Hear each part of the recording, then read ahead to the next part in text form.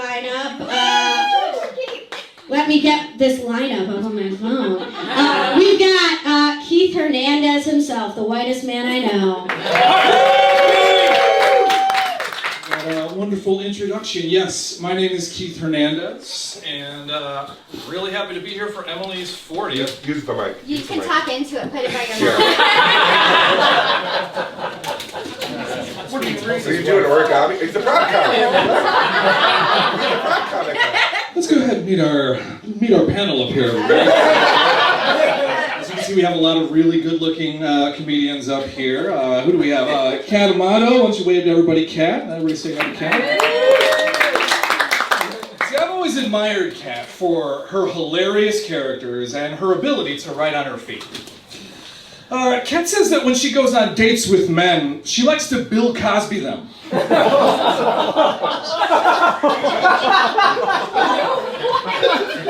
And by Bill Cosbying them, she means wearing atrocious sweaters and eating chocolate pudding the whole time. Kat says she likes to find every Arab guy she can on dating sites. She's got a thing. I mean, hey, it's one thing to have a type. That's totally cool. Nothing wrong with that. But Kat's out here hunting Arab men like she's Benjamin Netanyahu. Which, if you've seen her stand-up, explains all the bombing.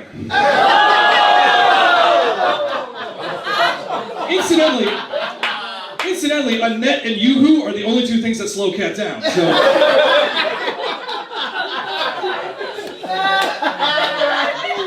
Ladies and gentlemen, Matt Segur. Give it up for this guy over here. Matt Segur is probably one of the most naturally funny people I've ever had the pleasure to meet. Matt calls winter NBA season, which for him stands for not buying antiperspirant. Matt Segur calls winter NBA season, which for him refers to his crippling Nutter Butter addiction.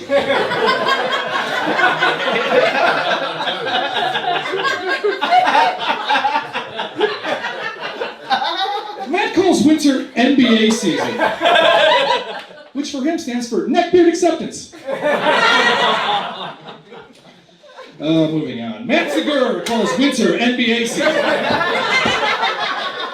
which for him refers to his necrotic bowel abscess.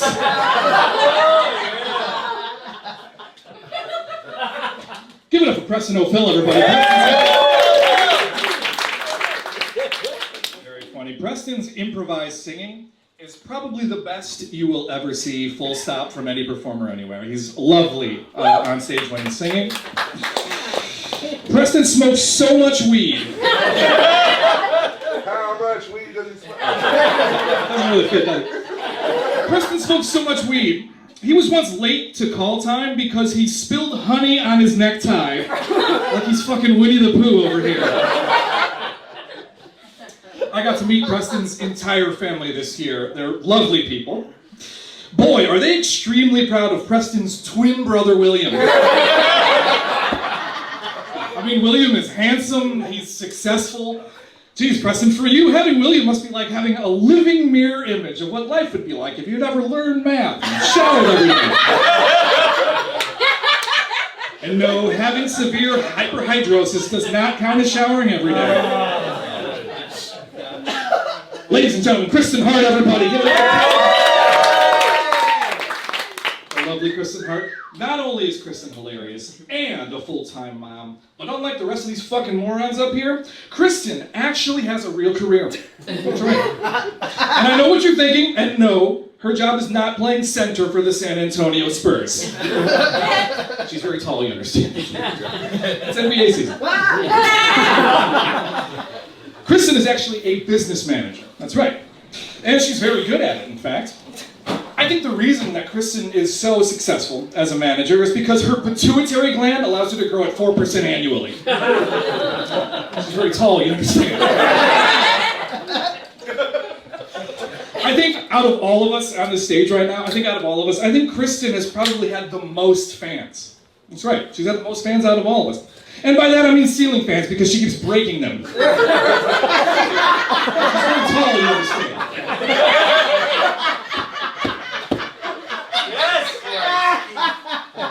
see you, Vox Mullen. Where is he? Oh, there he is. There's Vox.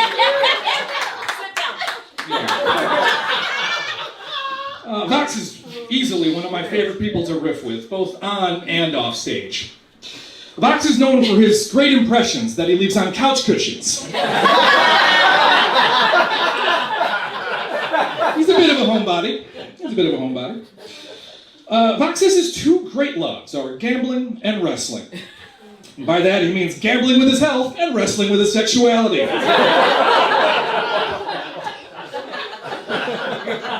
Since being diagnosed with diabetes, Vox now has to check his sugar levels by jabbing himself twice a day. And I can empathize because I want to jab myself every time Vox does this material. Ladies and gentlemen, Laura Hug, everybody. Give it up for Laura. For those of you who have never had the pleasure of watching Laura Hug stand up, she is super funny and a really hard-working comic too. I always see her around on the comedy scene out in the Western Burbs. As you can see, Laura went to her hairstylist and asked for the Cybertruck.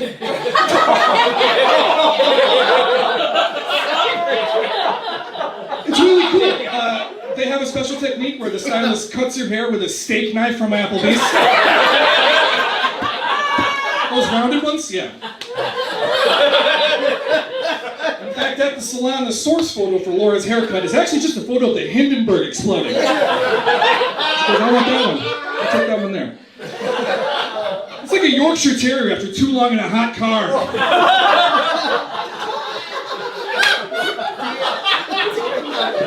Give it up for Patrick Newson, everybody. I think I might enjoy hanging out with Patrick Newson the most out of anybody up here. He is a really great human being, really knows how to have a good time. I like drinking with him. He knows every bartender, every DJ, and every single hostess west of the city. Patrick is really good at talking to people who aren't allowed to physically get away from him.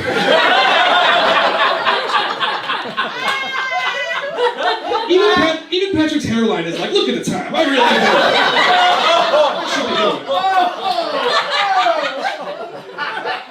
do. In the summertime, Patrick can be seen tooling around Naperville area, picking up Panera on his three-wheeled motorcycle. Which causes quite a stir, as all the men in Naperville line the streets to beg Patrick, please, save some pussy for the rest of us. Save some pussy for the rest of us is actually going to be Babs Comedy Club's official motto.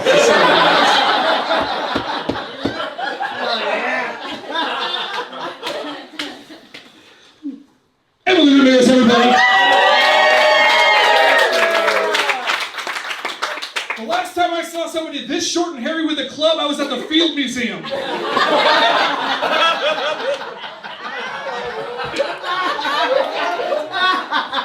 Emily is from Houston, Texas.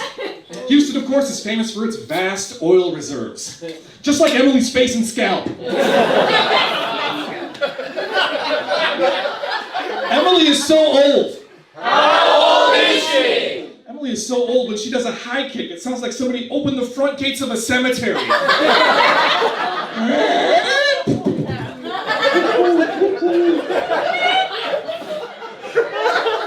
I know Emily is gonna make a fortune here at Babs because her eyelid is already doing that wonky Jeff Bezos thing. Right? It's the billionaire's eye. There we go. Can you guys believe she actually asked for this specifically for her birthday? During Emily's home renovation, she went without a bathroom for 6 months. And she had to shit in a 5-gallon bucket during that time. That's not a joke. That's the amount of sacrifice and personal perseverance that this woman has. She shat in a 5-gallon bucket for 6 months. During that, which I totally get that, but what I don't get is why she had to throw it at the zookeeper. See, after a while, Emily got really good at bucket shitting. She told me that she would purposely eat a bunch of Indian food and stand really far back to see how accurate she could projectile diarrhea into the bucket at range. I was like, Emily, that's disgusting. Why are you telling me this? She's like, Keith, I deadass have perfect accuracy with my long-distance Indian food bucket diarrhea. And that's why we call her Steph Curry. It's NBA season. Emily and Chase have two lovely little dogs, Charlie and Sophie. Here we go. And they like to joke that Charlie is a lot like Chase, because Charlie, if you ever met him, he's really friendly and laid back. And Sophie is a lot like Emily, because she wipes her ass on the driveway. Emily, it has been so inspiring to watch you build this club from just an idea, to a business plan, to a building, to tonight. Your first show in your own real-life club in a wonderful community like Forest Park. Take a look at all these faces right now. Everybody on this stage right now, everybody in the audience tonight. As exhilarating and as terrifying as this journey is going to be for you, know that everybody here has got your back.